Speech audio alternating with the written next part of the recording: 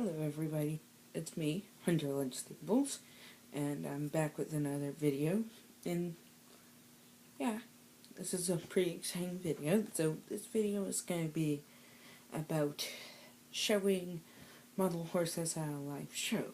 I figure I'd show all you guys this because I'm getting ready to attend Southern New England Winter Roundup, which is coming up real soon, so we're gonna try and, in this video, go from picking your model out at the store, talk about things that will do well, things that won't do well.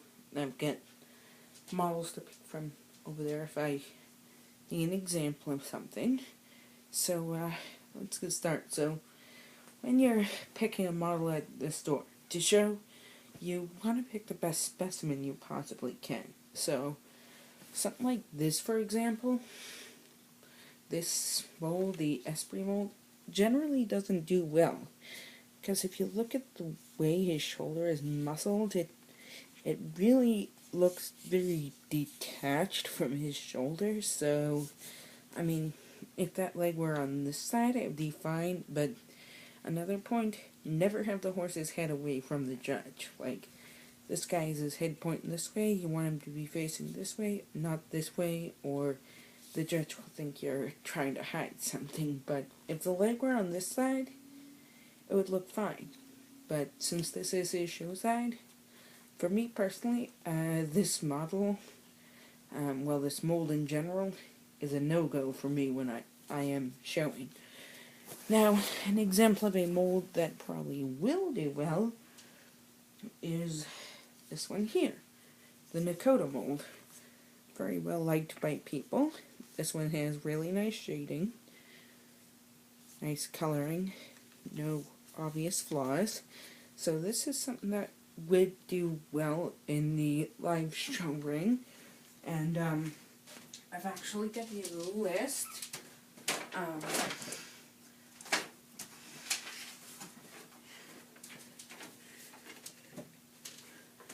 I've actually got a list put together by my friend Ashley. I'm not gonna say her last name because, but as a general rule, certain models depend on the judge. So I'm gonna go through this list. So depending on the judge, you could show Cigar, Ruffian, Wofford, Secession, and It's Just a Dream. Those are all depending on the judge. Esprit never shows well. Idicus, not so much. Carrick, not great. And Icelandic do not show well. Now, some molds that do show well, and I can vouch for this, I've seen these molds do pretty well in the show ring, are Lonesome Glory, Giselle, True North, Toadless, Ashquar, Weather Girl, Bluegrass Bandit, Saddlebird Stallion, Alborozo, Hermosa, Newsworthy, Flash, Shenandoah, Bobby Joe, Wyatt, Ladyface, Smarty Jones, Roxy, Destato, and Nakota.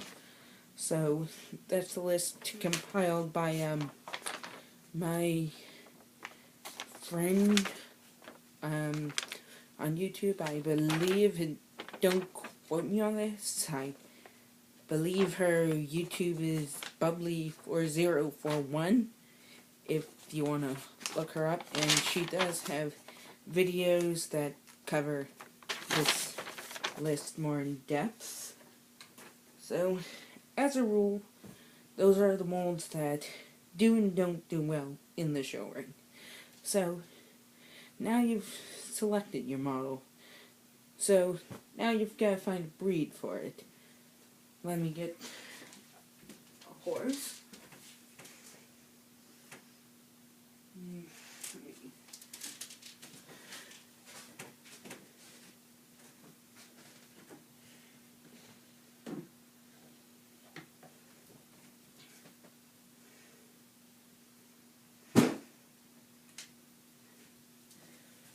So now, you've got to look at your model, and this is the model I selected for this.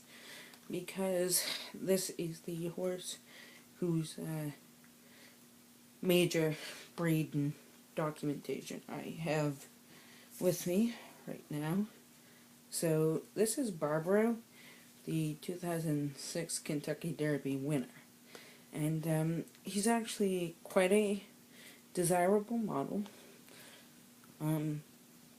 As a rule, before determining breed, I always clean my models, give them a little dust down, so that way I can see like all muscle definition, all that like muscle detail. So this guy is easy because, well, he came with a breed, because he is a portrait model, he is a thoroughbred.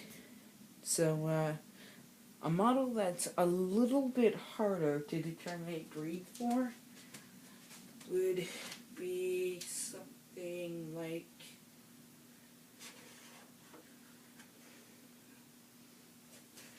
Noelle here. She's a harder one to determine a breed for. And yes, that's her old tag, so excuse that. But she is harder to find a breed for because she's just an in general Christmas holiday horse release. So something like this is harder to find a breed for. So first I'm gonna go over the easy one. So when you have a portrait model, it's really easy to find a breed. You know what the breed is. So now that you know what breed it is, it's time to put your documentation for that breed together. So as a rule, this is a form of documentation that I typically do. I try and take up no more than 1 page with my written documentation. So, I like describe what they are, maybe a little history of the breed, or like the founding horses of the breed, and then we'll go on to talk about the features, physique, and traditional colors of the breed. So this is like what I do for my horses. Other people do it different ways. Like, some people do it like this.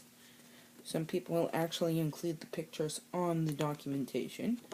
This is for my Peterstone trotting drafter, Naomi, who is not here with me at the moment. She's, well, over there on my shelves. But this is her documentation I got from her previous owner, Terry, when I bought her at Bay State. So that's another way to document breeds. Those are the 2 standard ways, and when documenting breeds, you really want to try and get pictures that match the horse that you are going for. So that was easy with Barbaro. I just went on the internet and I searched for pictures of Barbaro, and I got these 2 nice pictures here that I use for his documentation. Now, for American Cream Draft, it's best to go to a breed association if you can. I mean, I don't know where she got these pictures. I'm assuming from some sort of breed association. So, you always want to get your pictures to match your model as closely as possible. And also make sure it's the right breed that you are trying to reference. Like, if you're trying to reference an Appaloosa, don't go and, like, use a picture of an Appaloosa Mustang, because that's just not gonna work. So, again, thoroughbred, simple documentation and pictures, like I do. You can write out your documentation, and then like I do, I just take the documentation here, and when it's in my binder, I just slip these right in the back so I know that that goes with that horse. So, now, for documentation, there are definitely some things to consider. like, mostly you should consider the format that you're going to use. So, what kind of format you use, that is up to you. And in collectability, they like extras too. So, like, this little page here is actually here. It's actually my certificate of authenticity for this guy here, from my model of Barbaro. So, typically, I put this down on the table, and I also put down another piece of documentation. I don't have his with me, but I do have an example. So this is for my State Line Trekner Millennium Mist. So you can see right there, I put his name and where he's from and the year he's produced in. If I knew it as well, I would also put how many were made on here if that were known, but that's not known. So that I can't put on there. So here's another example. My dad bought me this Peter Stone Arabian Glory from Terry, same woman I got my horse, my Naomi from. So Dad bought this guy from Terry. This is the collectability he came with. So this is his info. So it basically lists number, mold, color, years produced, number produced, and for other information, it was a special run for this South Coast Classic, only produced in 2002 with 125 made. So this is documentation for one of my Peter Stones that he came with when I bought him. Or another way that I'll do it is I'll do something like this. This is for my random lead raffle drawing model Padma. So you can see here, I go and I put the model number, the year produced, and the quantity produced. I put all that, and I also try and put a picture of the model too, so that way you can match the information to the model. So that's what I do for that documentation. So now you've got your horse home, you know what breed it is, you've done your documentation, you've done your research, you've done your homework. So now you got a show coming up. So what I like to do before every show is I pull this out and I try and update this periodically. So if I get a new horse, I'll put new documentation in here. So this is where I keep all my documentation when I'm at a show. I keep it all in here. And another thing I do, because I tend to like to buy at shows,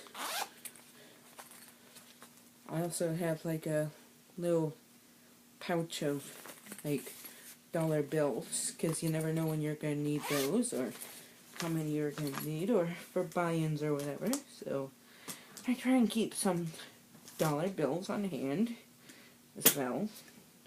So that's pretty much what's in my binder, and I update this periodically, things for fun classes and such. So that's my binder. That's the first thing that I deal with when I am getting ready for a show. I make sure this is completely and entirely up to date, because if it's not, that's when you run into trouble.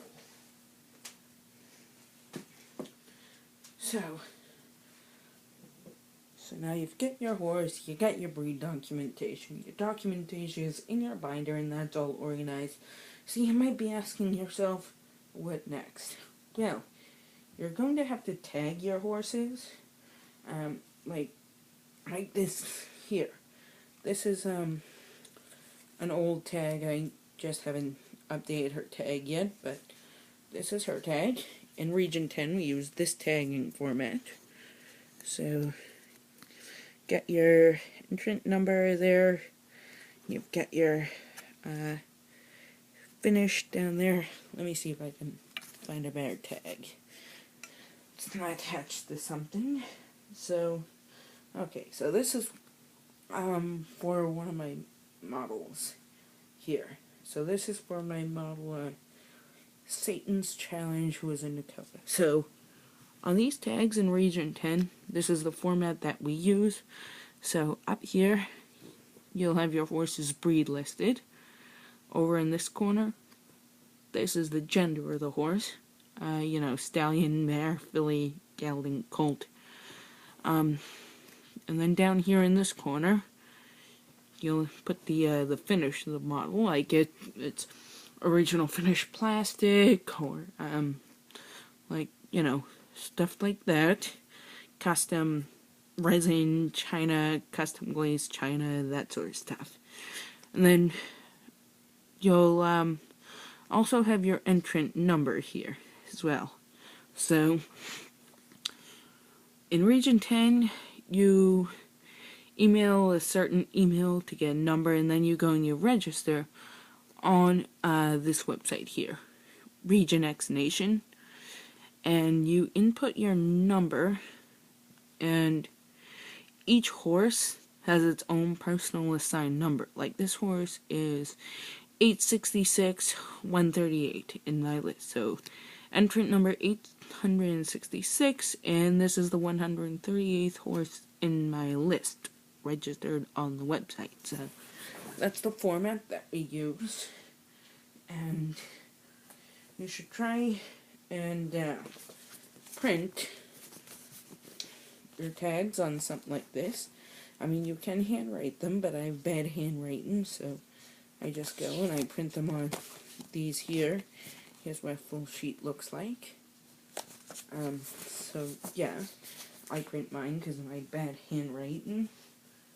So those are pretty much what you do to create tags. So now, for the way that I do it, I print my tags out. So I'm going to show you how to make one of the tags here for Region 10.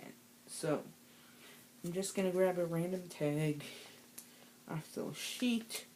So this one is for a Dutch warmblood overnight celebrity. So for his tag, it's pretty simple.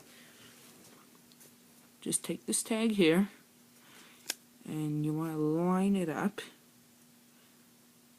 with the actual tag itself, which can sometimes be easier said than done.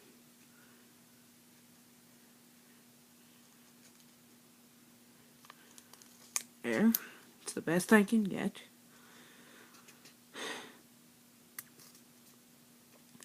So, there we go. And then you just fold it over like that, just like I did. So this way, now on the back of your tag, you have your horse's name up here, your name here, yeah, your name, you know, here, and then Region 10 logo down there. And then on the front, you know, your breed, your gender, finish, and the horse's ID number. So that's how you make a tag. So depending on how many tags you have to make, that's your tagging system. Another thing you may want to consider when showing, if you have two horses that are like the same mold, but they look different, variation-wise, then go with it, and you can show both of them. Like, two of the models that I have, let me just find the other one.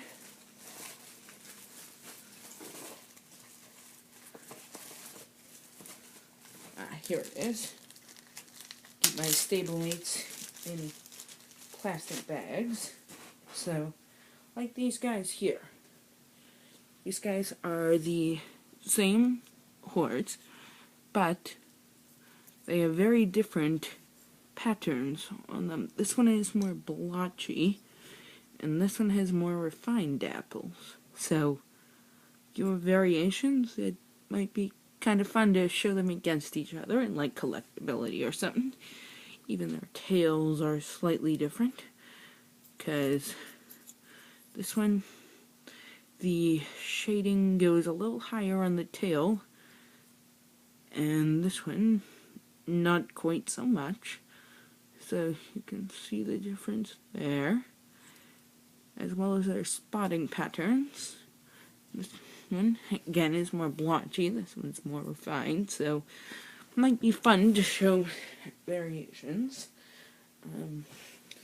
Again, another set of variations to show, and these are all from earlier, my Horse Crazy surprise mystery bags that I bought, so take a look here. Even these guys are different. Their spotting is quite different. This guy has less spotting on his backside, and this guy has more spotting, so even their shading is a little different, as you can see. Turn them around, same thing. This guy has that shading, this guy has the shading, so this guy has less shading than this guy, so that's an interesting variation too. And sometimes that happens with models, especially dappled models or Appaloosas, so that's another thing to consider. So now you've looked at all your possible models, you've made your tags, documentation, all that. Now it's close to show day, so you might be asking yourself, okay, it's time to pack. Well, how do I pack? Well, I'm not exactly an expert on that, but I can kind of take you through how I pack my models for a show. So, I'll be showing how to pack a Breyer resin in his box, how to pack a Breyer resin in a pony pouch, and also how to pack an original finished plastic model in a pony pouch. So, let's get to that now. So first one here, I've got my resin Mustang. Now the thing you always want to do before you pack these, you always want to make sure that you tag your models first. So, the way you do that, and with resins it's a little tricky, but what I do is I just take the string there, and I have it loop under the horse, push the tag through, like that. Then I'll find a spot where this is kind of open, the string, the tag. Now open it up, put the tag where it belongs, slide the tag through, and just tighten it on the horse's leg. So, that's pretty much all there is to tagging. So, now you get your tag model. So now, it's time to pack it. So, this guy, I do have his box. So I'm going to show you how I pack him in his box for showing. So, as a rule of thumb, you never want to have the bubbles actually up against the model. That can, they can cause imperfections in the model, so you always want to have the smooth side of the bubble wrap touching your model. So now, you lay your model on the bubble wrap, and then you kind of just start wrapping it over like this, or like this here, and it's here, over and over and over,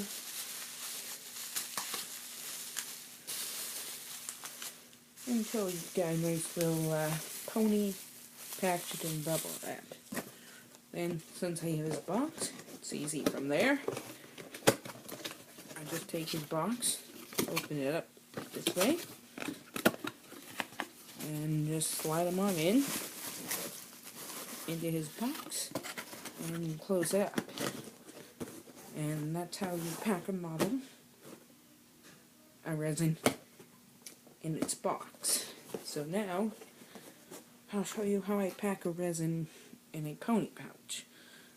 So same thing again with the tagging, although this one has a wider part in the back, so I can just stick the tag through the back legs, and I can grip it like this. Same way as before. And excuse that, that's my parents in the background yelling at the dog. So again, you are going to tag your model like this, and then when I do another thing that I will commonly use for packing, t-shirts, especially soft cotton t-shirts are the best I find. So now we're going to take the t-shirt, we're going to lay it out like that, going to put it like that, pull the sleeves in so you have it nice and even, put this down over that, this up over that, and then you're just going to fold the sides over the model, and then you take your pony pouch and you just slip the whole thing inside.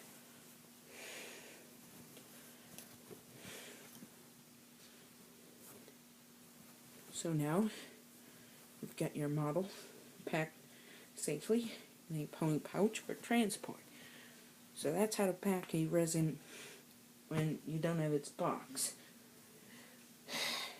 Now this guy is my Nakota. So again, you're going to first tag your model like that, and this shirt here has red stuff on the front. So when I do in this situation, I take the shirt and I just flip it inside out to make it all soft. That way, the rough design is on the inside of the shirt, will not harm the model. So, again, like before, you're going to take your shirt, fold sleeves in, take your tagged model. This one's a little bigger, so this one's packed a little differently, so you fold that up and over. And then you take the shirt here, and you fold it up and over. And you fold this over the back, and this up over the front. So now you've got your pony all wrapped up. So now, you just take its pony pouch, and you just nestle it nice and snug like inside of it. And that guarantees that your pony is safe to travel to the show. So that's pretty much tagging, determining breeds, how to pack, and determining LSQ. That's going to take a whole separate video to talk about, but I'll probably do that soon, so keep an eye out for that coming up. And thanks a lot for watching. This is Hunter Fudge Stables out until next time.